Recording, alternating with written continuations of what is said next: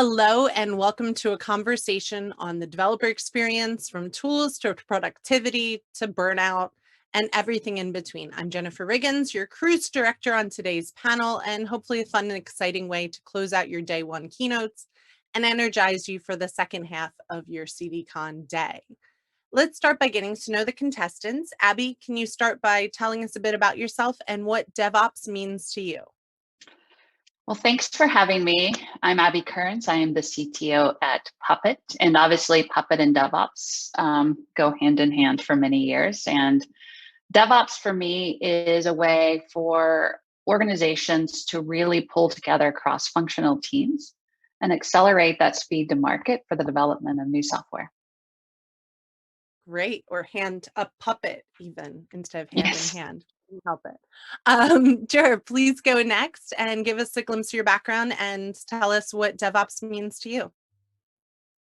Thank you, Jennifer. So welcome. Hi, everybody. My name is Gerard McMahon. I work at Fidelity Investments, where I head up our ALM tools and platforms team in our cloud computing group. And our role in DevOps and what it means to us is how do we help simplify and accelerate development teams as they look to deliver their value to their customers, at high velocity with confidence and at scale. And how do we help that for them so they can make all of their customers very, very happy? A tiny little goal, just a tiny little goal there y'all have. Just a very small goal, exactly. And finally, Ramin, please tell us about yourself and how you frame DevOps into the world. Yes, well, thank you for having me. My name is Ramin Akhbari. I'm a software architect at eBay, specializing in the processes having to do with continuous delivery and tooling. And DevOps to us, and pretty much every enterprise company that has to deliver software, means really automating everything. Just automate all the things. I'm sure Abby will agree with this quite boldly.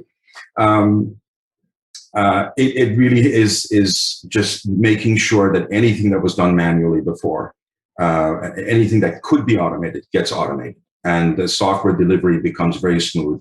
Developer experience becomes smooth, and that has been my mission at eBay since I joined in 2015. It's interesting because when I hear eBay, I still picture my mom in the mid-90s taking photos of antiques she bought from yard sales, and on a floppy disk digital camera, the disk was almost as big as my head, and then uploading them to sell on eBay as supplemental housewife income, which was awesome. So the idea of any of that being automated is really cool to me, and it's still kind of crazy to look back and aging myself, perhaps. Massive scale, yes. All of that supercharged. That's awesome. Thank you, each of you, for joining, and thank you to our lovely live audience. Please participate in the chat. We will be there. We will try to answer at the same time, and tweet your own experience to #CDCon. As a panel, we're especially excited because, well, donations are made on behalf of each panel, each keynote panel this year, and they've been made to Women Who Code, Black Girls Code, and She Code Africa. Thinking about where to use your Q2 budget up before you lose it? These orgs are a great place to start to look at donating your time or your money. We strongly support and hope that you will support too. So let's get into it. I guess we'll start with Gerard over there at Fidelity. If software is eating the world, which we know it is, then I guess the creators of that software, we should be looking to make their lives better, especially when we have an incredible talent gap. So how do organizations begin to think about developer productivity at large scale? And when I say large scale, we mean global.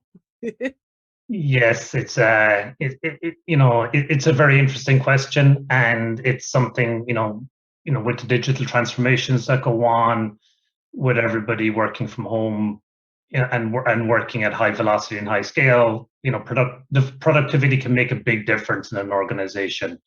A couple of things that we've done here the first is the learning experience. So, tooling, automation can get you so far. However, developers need to be skilled and equipped with, the experience, with, whether it's languages, whether it's practices or disciplines, to ensure that as they build code, that they're building it in the right and correct way and to a high degree of excellence. So one of the things we do here at Fidelity actually is we have weekly learning days. So we call them Learning Tuesdays. So every Tuesday, everybody gets to learn. We support this from the top of our leadership chain, support this. No meetings allowed. And we work different programs, whether it be cultural, practices, new languages, new technologies, cloud, it can vary. We do hackathons, we do, use digital learning. We actually have developers teach classes. So we teach what you know. So again, it reinforces. So that's one of the strategies we use, is how we can do that at scale, right? So as somebody learns and does something great, we can scale that learning and that knowledge through our learning programs. So that's one thing we're very passionate about. Two is inner sourcing. So, a lot of developers will, very much use open source. However, inner source seems to be a challenge within organizations. So how do we create that right culture that we can believe in things we build in-house that might help accelerate journeys or shared libraries or within the Fidelity context? So we're trying to promote that culture that we trust in each and every one of us, and we create a whole ecosystem and environment around that inner source so we can reuse. So that's another thing we do, and we're hoping that will give efficiency of scale. And the last thing then is data. Without data, it's very difficult to know what you're doing is working. It's very difficult for people to know what to try, what to innovate on, what to experiment on, and and how do we ensure that what we're doing or what we're attempting to do is actually leading to productivity gains. So trying to figure out what that data set looks like, what is the types of data, what are, who's interested. A developer might be interested in one type of data, system DevOps engineers might be interested in someone else, and et cetera. So how do we get that data? How do we present it in ways that works for the different actors that might want to use it? And how do we make sure then it's used in the right way for the right reasons? So there are a couple of things that we're looking at. Yeah, certainly anytime you're enacting something new, especially something experimental, and we should be safe to fail, we should create these environments. It could actually fail or make a developer's life harder, which we don't want to. So Abby, what Gerard just described is quite it's great. It's great to learn new things, but that leads to this massive cognitive load. There's more and more developers have to do. There's a myth called a full stack developer. There's just so much going on, and I guess the opposite or the same of productivity can be burnout and cognitive load. So how do you see the industry dealing with that? Well, I thought Ramin had a great point about automation. I do think automation is a strong part of that. And the part of that, the other side of that coin around automation is obviously self-service, to what Gerard said, is how do you give developers easy, simple access to really just move the ball forward. But I want to add on to what I thought Gerard had a great point around data. For me, it's really metrics and really looking at the amount of work and productivity and velocity. But specifically, you're not really measuring, how efficient people are, but that's part of it. But more importantly, you're looking at the amount of work that goes into backlogs. How much of that was predefined work and how much of it was added on after the sprint started. And that's important because it's really a great way for you as a leadership team to understand how much scope creep is there in an average sprint. And scope creep creates additional work that wasn't really predefined, and that leads into those hero sprints.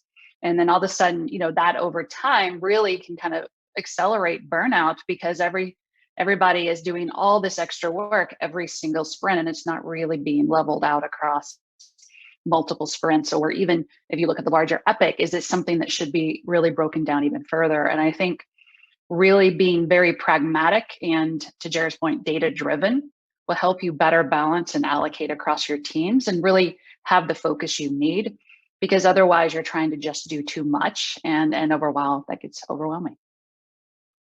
So it's about feeling safe to learn to say no, but how much scope creep is acceptable? Well, I think that's up to the organization to really define. I would say it's really dependent on how much you're including in sprints and what's your expectation for creep. And that could be anything from CVEs and bug fixes for production software to, additional escalations, or even just changes in iteration within that sprint. And I think it's up to the organization to define what that deviation looks like, but really keeping an eye on that, because that's really going to be a good barometer for, is this team doing sustainable work? And is it doing sustainable work over time? And this really puts the data point to that so that you can actually have that pragmatic conversation rather than just making guesses. And I think it makes sense to measure, especially at the team level, because everything, like now as we move from KPIs to OKRs, it's much more looking at a team's accountable, not blaming that person who maybe is getting all the shit work, or that person is totally burnt out. That should be at the management level and at the team level to identify those burnt out people, but also a group responsibility for the code. Well, I would put it a little bit differently, but along those same lines, which is really making sure, it's your job as a leader to make sure that the work you're giving to your team is sustainable. And that's really where the estimation at the beginning of the sprint comes in, and looking at those data points is really understanding, is this a sustainable workload that we have here?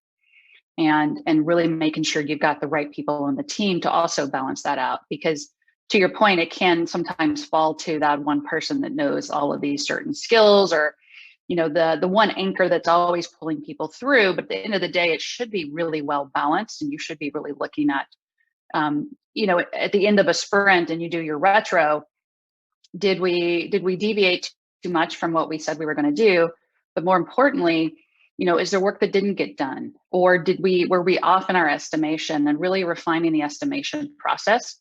Because that's really what's going to really define the team and how much work that involves that team. And you don't want it to become something that just snowballs into one unsustainable sprint after another. Yeah, the numbers I've seen for burnout in the tech industry are like, from an app where you self-report blind, it's 68% of the tech industry is burnt out. But in 2019, it was 61%. So I'm not actually going to blame the pandemic for everything.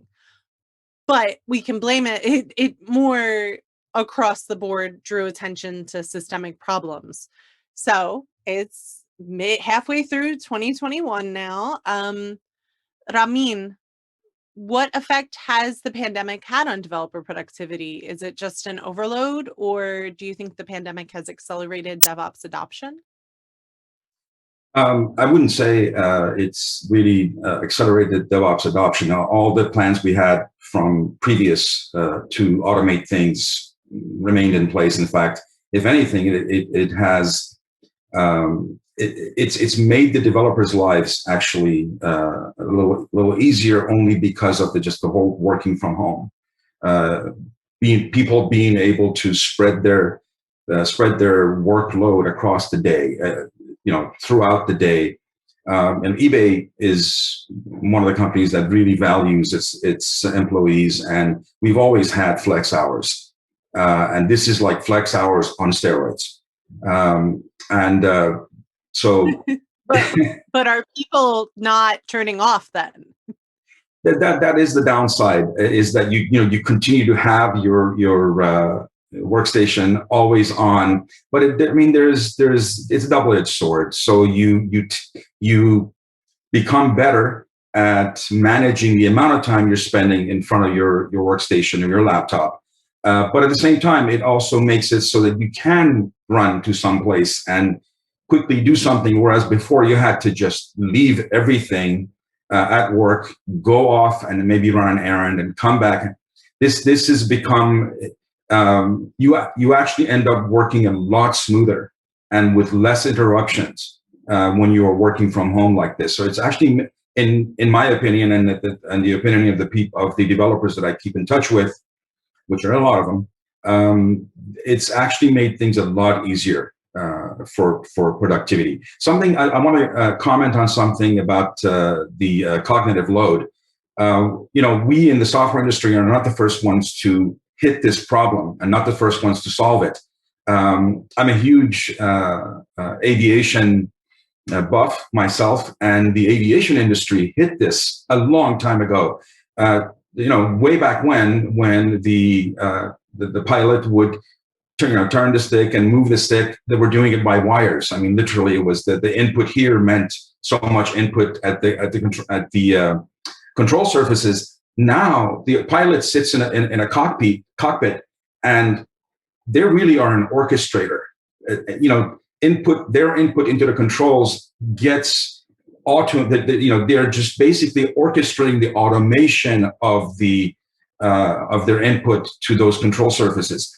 This is what we've done here. We at eBay, we have our approach to developer productivity has been automate as many of the things for those developers, such that when they need to go and do something, they press a button, the automation takes care of the rest of it. Just wanted to add that as my input as the previous question. Does that worry that if we go too far in automation, we go to use a horrible term, but code monkeys again, or is all of this DevOps automation actually empowering developers and operations people? We can't talk about DevOps without the ops side. Is this actually empowering them to be true creative workers and knowledge workers and be as fulfilled in their work as possible? Absolutely, yes. In fact, what we're doing is we're freeing them up to get rid of all the mundane things that they would have to do manually. Anything that a machine can do it faster, better, with better guardrails. So it frees up the developer to concentrate on the art of writing software, rather than, oh, I have to file this ticket to do this, or I have to do this other thing, put this here and turn this knob. Let the automation do all of that. And I can see, Abby is smiling. That's exactly the kind of things we use automation software, including Puppet, including Ansible and others software. Our continuous delivery tooling is all about making that happen. Giving developers the freedom to create. And hopefully the freedom to say no when they're burnt out and to speak up for themselves as well. Again, do you want a fully automated plane? Would you get on one that does not have a pilot, even though there's a bunch of things that have been automated? No, I wouldn't fly on one. I still would want a pilot to be there to orchestrate everything. But yes. And calm and able to speak up and feel confident if something's wrong. We need their direct honesty as well. I've been on a plane a while, but certainly want that from my pilot. That's right. Sure. How important is the developer experience of our CI/CD systems? Does that affect team productivity that much? Oh, yes. And I live and breathe it every day when the tooling is not, and the tool chain is not there for them. As Ramin said earlier, we want to automate everything, so the tools become part of the critical path between, as Abby said, what they create and getting that creation, realized. And that's where the recognition of a developer is, right? You're creating this art, and you want to see that creation, in real life and working in the real world. So how it goes from the creation process into production is really, really important, and it really has to be frictionless and seamless. And we've seen, earlier on in our cloud journey, it was great pipeline as a service, pipeline as code. Developers loved getting into the weeds, again, playing with technology, and again, and that's a fantastic world to be in. But after the day 2 activities, the day 3 activities, the support and maintenance and versioning all becomes much more difficult, much more mundane, and it's very repetitive. As Ramin said, we want to automate all of those tasks to allow them work on their business value. And then again, there's so many tools, right? You got security, you got your CI, you got your quality, you got your pick an acronym, and there's probably some stage software that you go through. So how do we make that easy? So, and that's one of the journeys we're on now as part of our strategy, is creating like a platform, software delivery platform that developers engage with, not even the tool, right? This tool and another tool, and infrastructure as code, but actually a platform that they can engage with, that, depending on what type of application, what type of pattern they're doing, what type of pipelines they might need, that they can provision, they can configure all of that together, so they can git commit, create a pull request, approve that, merge it, and then the platform can take the rest of it away, and they know the security, the guardrails are all built in there as they've configured. So I think that's very important. And I think Abby hit an excellent point earlier, is visualizing that, right? So how do you know it's going through? Where are the efficiencies? Where are the optimizations? How is it going well? Is it a long time between, you started to commit a week ago, now it goes into, what happened in that week. So understanding that development flow as well, I think, is really, really important. And visualizing it for both sides, the business and the technical side.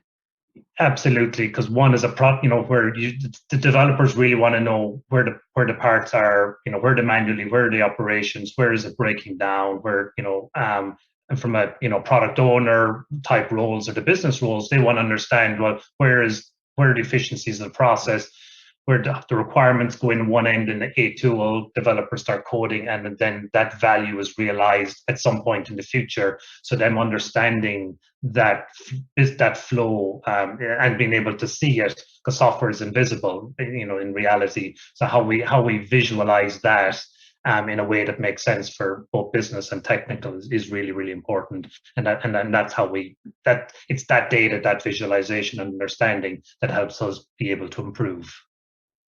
And helps us create the sense of alignment towards an overarching goal and visibility into how we are supporting it. And then we can bring it up in HR if we need to, when the time comes, of how we support it.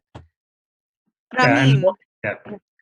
Go, Ger. Sorry. And I was going to say, to Ramin's point earlier, productivity is people, are we working more hours or not? And I think that data can also indicate where people are. And again, it could be lifestyle, because at home I take a break in the morning because I need the morning to do a school run or something, or look after somebody. So again, I think hours of the day is not a good measure, but it's more about how many maybe potential hours or is in weekends and stuff. So I think using the data intelligently, but understanding it in the individual's perspective then is very important for us, just to understand the burnout and how efficient we are, because tired developers don't really make good developers in my experience. Security risk. Tired developers are security risk, of course. Well, and I would actually, Gerard makes a really good point there, is, it's not just about the backlog of work, but how much heads down time do the developers have to do that work? Because it's not just about us, figuring out, what do we have an adequate spread of developers to support the backlog, but are they tied up in meetings 50% of that time? And are they having to do the work at night, or, early in the morning, plus adding in the times of pandemic, as Gerard said, are they doing school drops off on top of that? And they're caught up in meetings and other things. And are they trying to cram 30 hours of work into, 10 hours of available coding time a week? Absolutely. And we've seen it happen to everybody, and especially at the management level. When you're a tech lead, your meetings added some more during this time. And we need to move past that, especially as we move to 4-day work weeks a lot, or flexible schedule. No meeting days are welcome by everyone unless things go wrong. So as we wind down, I just wanted to check in and say, just ask, where do you think the industry is headed in the next 6 to 12 months? Ramin, do you want to start? Yes, that's not a very long time, and we're not crystal balls, but the world is that unpredictable that if you can not predict, but guess the next 6 to 12 months, that's definitely something. I'd say continue down the path of just enabling developers to do what they do best. And that is to remove their impediments, identify what are those impediments, and best place to go to are the developers themselves. They will freely tell you this. You don't have to search long and hard for that. And identify what those are. Start put together teams of people to go after, laser focus on those things and get rid of them, and move those things around in places where manual processes need to be, and free up the automation to do what it needs to do, so that the developers don't have to worry about the guardrails. And I really appreciate what Gerard said about guardrails. This is very important. Best practices are things that we want people to do, but we have to make it easier for them to do. So everything we've been striving for, I'd say next 6 to 12 months and even beyond that, is all about optimizing that process. At least it is for me and in my world. And the rest of the business, where it goes, I'll leave those to the product folks to figure out. My job, and in our organization, the engineering ecosystems and experience organization that I belong to, is all about laser focusing on velocity, and getting the developers to not, getting rid of interruptions for developers. Interruptions, meetings, as Abby was mentioning, it's just productivity killers. Sometimes you do need to meet, obviously, but it really is something that you can optimize and automate everything that they possibly need. I think it's interesting at the beginning, you started by saying, ask developers what they need to be more productive, or what bottlenecks they need taken away.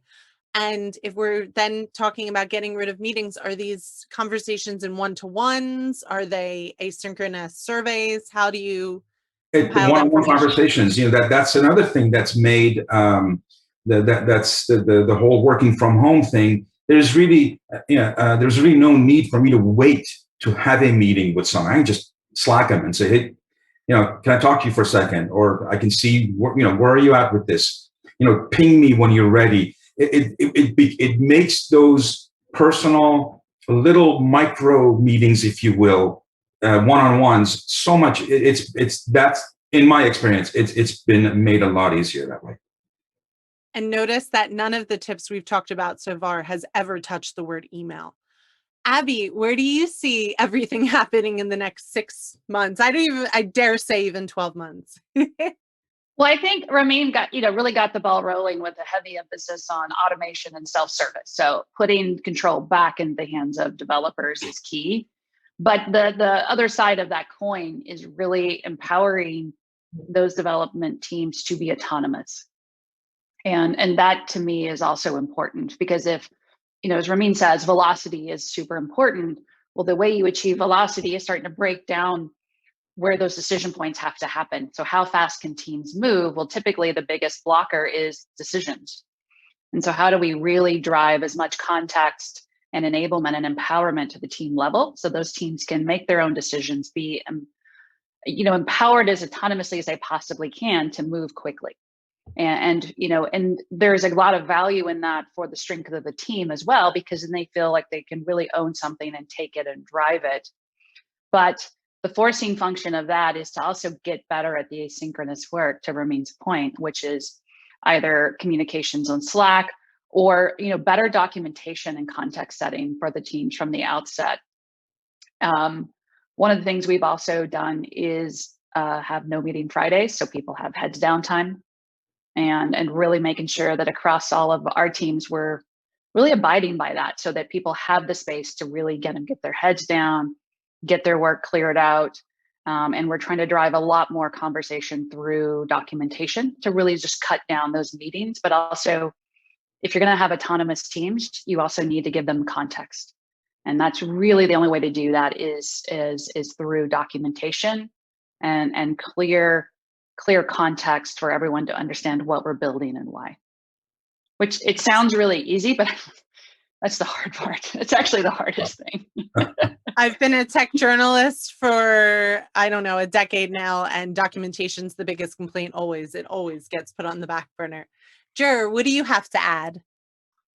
And again, I'd agree with all of them. And a kind of, in addition to that is, there's so many tools now in the tool chain. There's so much choice that you can nearly be forever experimenting on what tool to use. And well, this tool works with this technology natively, or that technology natively. You can use this technology for infrastructure as code, and which languages to use. So there's so much choice out there for developer in the tool chain perspective. And then how do you connect these things? So realistic, if we want to make that automation seamless and frictionless, and we get all the data, then how do those tools interoperate together? How do those tools collaborate together? How do the data within those tools collaborate with each other, so we can use that data in decision-making processes somewhere else along that automation pipeline? So, I know we have in the CDF, there's the interoperability SIG, there's the eventing SIG. So I think some of the things along that will be very powerful for enabling us provide that ecosystem that collaborates, that is connected with each other. And then, we can then build automation around policy management, for example, say, here's our policies, that's connected and integrated into those events. So we can make real-time decisions in that pipeline, in that automation. So we can shift left, we can protect, we can, eliminate waste. And then I think that helps the developers in their flow, and again, be focused on the creative part. So that's what I'm really excited about and looking forward to over the next number of months and years, probably. Thank you so much. Thank you so much, Jer, Abby, and Ramin. And thank you to everyone listening. I hope you have a wonderful, the rest of CDCon. You're like 1/4 of the way through, and make our lives easier. Go now to Twitter, go to #CDCon, and tell us what you need as a developer to get through the next 6 months. What's that one thing, big or small, that would help make the rest of your year better? Thank you so much, and have a great day. Thanks for having us. Thank you. Thank you. Bye-bye.